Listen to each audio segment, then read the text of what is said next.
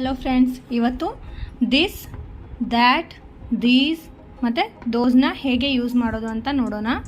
This ಅಂದರೆ ಇದು, that ಅಂದರೆ ಅದು, ದೀಸ್ ಅಂದರೆ ಇವು, ದೋಸ್ ಅಂದರೆ ಅವು.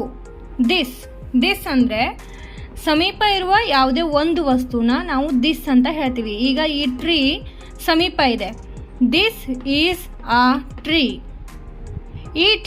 ಈ ಮರ ಈಗ ನಮ್ಮಿಂದ ದೂರ ಇದ್ದರೆ ಅದಕ್ಕೆ ದ್ಯಾಟನ್ನು ಯೂಸ್ ಮಾಡ್ತೀವಿ. That is a tree. ಒಂದಕ್ಕಿಂತ ಜಾಸ್ತಿ ಮರ ಇದ್ದಾಗ ಅಥವಾ ವಸ್ತು ಇದ್ದಾಗ ನಾವು ಅದನ್ನು ದೀಸ್, ಮತ್ತು ಸಮೀಪ ಇದ್ದಾಗ ದೀಸ್ ಆರ್ ಟ್ರೀಸ್.